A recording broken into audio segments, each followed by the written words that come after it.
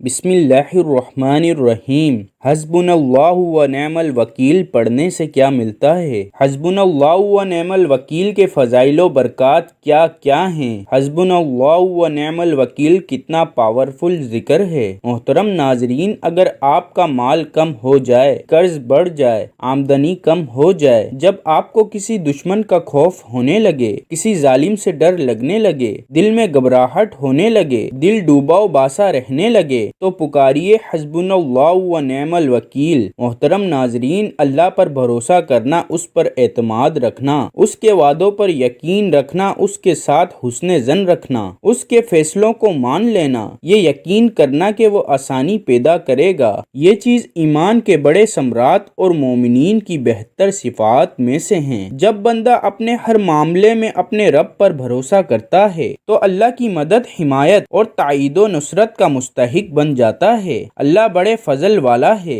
انسان اکیلا حادثات سے نہیں لڑ سکتا، نہ مصائب و مشکلات کا سامنا کر سکتا ہے، کیونکہ وہ فطری طور پر کمزور اور ناتواں پیدا کیا گیا ہے۔ ہاں، اگر وہ اپنے رب پر توکل کرے، اپنے معاملات اس کے سپرد کر دے تو سب کچھ کر سکتا ہے۔ محترم ناظرین، قرآن کی ایک آیت حسبنا اللہ و نعم الوکیل، جسے پڑھنے سے جو آپ کی زندگی کی تمام تر مشکلات ہیں وہ دور ہو جائیں گی۔ ویڈیو میں بتائے گئے طریقے سے حسبنا اللہ و نعم الوکیل کا ورد کو کرنے سے اللہ پاک کی فوری مدد حاصل ہوتی ہے اور آپ کی بڑی سے بڑی پریشانیاں جلد از جلد حل ہو جائیں گی، اور یہ آپ کو معلوم ہوگا کہ اللہ پاک ہمیشہ یہی چاہتا ہے کہ اس کا بندہ اس کی طرف رجوع کرے، اس کا جو بندہ ہے وہ بس اسی سے سوال کرے۔ اللہ تعالیٰ خود ہی فرماتے ہیں کہ اے میرے بندے، تو مجھ سے دعا کر، میں تیری دعا کو قبول کروں گا۔ محترم ناظرین، آج آپ کو قرآن پاک کی ایک آیت حسبنا اللہ و نعم الوکیل اگر آپ بتائے گئے طریقے کے مطابق پڑھیں گے تو اللہ پاک آپ کی مدد فوری فرماتا ہے۔ بس آپ سے یہی گزارش ہے کہ آپ ویڈیو کو آخر تک ضرور دیکھیے گا تاکہ بتائے گئے طریقے کے مطابق اس کا وظیفہ کر سکیں اور اس کا فائدہ آپ کو فوری مل سکے۔ اس کی جو فضیلت ہے وہ حضرت علی رضی اللہ تعالی عنہ سے بھی منقول ہے۔ فرمایا کہ سخت ترین مشکل میں بھی پڑ جائے تو اس آیت کو پڑھنے سے انشاءاللہ تعالی آپ کی مشکلات ختم ہو جائیں گی۔ وہ آیت یہی ہے حسبنا اللہ و نعم الوکیل۔ اس کا ترجمہ یہ ہے کہ ہم کو اللہ ہی کافی ہے اور وہ بہت اچھا کارساز ہے۔ اس آیت کو پڑھنے سے انسان کا اللہ پر اعتماد اور یقین جو ہے وہ پختہ اور مضبوط ہو جاتا ہے۔ جب انسان اللہ پر توکل اور یقین کر لیتا ہے تو پھر اللہ تعالیٰ اس کے لیے راستہ کھول دیتا ہے۔ آپ کی بڑی سے بڑی مشکلات حل ہو جائیں گی۔ آپ کے پاس دولت کا مسئلہ ہے، بیماریوں کا مسئلہ ہے، گھر میں مشکلات آ چکی ہیں اور آپ کے گھر میں مایوسی آ چکی ہے، اگر گھر میں لڑائیاں ہیں، جھگڑے ہیں، بچوں کا مسئلہ ہے، مختصر بات کہنے کا جو مقصد ہے کہ آپ کو کوئی بھی مسئلہ ہے یا پریشانی ہے، انشاءاللہ حل ہو جائے گی۔ اس وظیفے کو پڑھنا کیسے ہے، اس کا طریقہ کار سمجھ کر پڑھیں۔ اس عمل کو آپ کسی بھی نماز کے بعد یا کسی بھی وقت کر سکتے ہیں، کوئی وقت کی پابندی نہیں ہے۔ عورت اور مرد کوئی بھی یہ عمل کر سکتا ہے، کوئی جنس کی پابندی نہیں ہے۔ عورت کے مسائل ہوں یا مردوں کے مسائل ہوں یا کوئی بھی مسائل ہوں، کاروبار کے مسائل ہیں، نوکری کے مسائل ہیں، دولت کے مسائل ہیں، اولاد کے مسائل ہیں، چاہے کوئی بھی مسائل ہوں یا پریشانی ہو،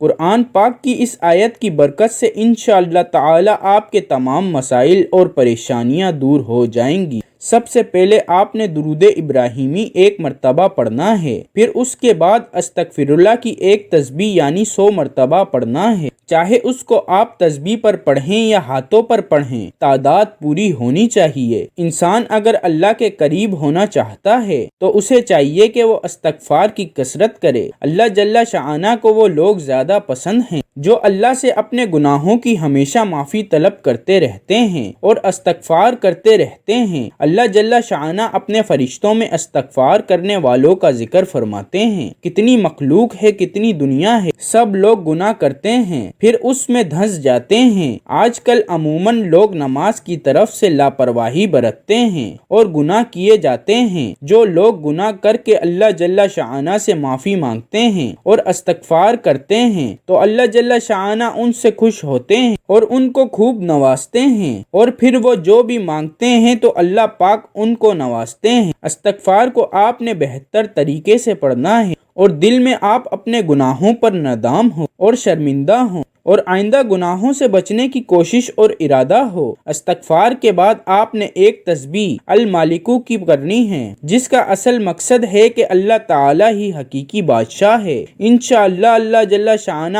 آپ کو غنی کر دیں گے۔ اللہ جل شانہ آپ کو اتنی دولت عطا کریں گے کہ آپ کو جو مسائل ہیں، جو پریشانیاں ہیں، سب دور ہو جائیں گی۔ جو شخص اس قسم کا ورد کرتا ہے، اللہ جل شانہ اس کو مال و دولت سے مالا مال کر دیتے ہیں۔ جو بھی دولت کو لے کر آپ کے گھر میں جتنی بھی پریشانیاں ہیں، بیماریاں ہیں، اولاد کا مسئلہ ہے، بچوں کی شادی کا مسئلہ ہے، یا کوئی بھی مسئلہ ہو، سب حل ہو جائیں گے، اور اللہ جل شانہ آپ کو اتنی دولت سے نوازیں گے کہ لوگ آپ کے گھر آ کر پوچھیں گے کہ آپ نے ایسا کیا کیا کہ اللہ پاک نے آپ کو اتنی دولت سے نواز دیا۔ آپ کا جو مقصد ہے وہ وظیفے کے دوران چلتے رہنا چاہیے، جس مقصد کے لیے بھی آپ یہ وظیفہ کریں گے انشاءاللہ آپ کو اپنی زندگی میں تبدیلیاں ہوتی نظر آئیں گی، کیونکہ اس وظیفے کی بہت برکتیں ہیں اور بہت زیادہ فضیلتیں ہیں۔ المالکو کے بعد آپ نے حسبنا اللہ و نعم الوکیل کو آپ نے 101 مرتبہ پڑھنا ہے اور تسلی اور آرام سے پڑھنا ہے۔ دوران وظیفہ جو آپ کا مقصد وہ آپ کے ذہن میں چلتا رہے۔ جب آپ یہ وظیفہ کر رہے ہوں تو بہتر تو یہ ہے کہ آپ اکیلے ہوں تو آپ کی توجہ مکمل وظیفے کی طرف ہو۔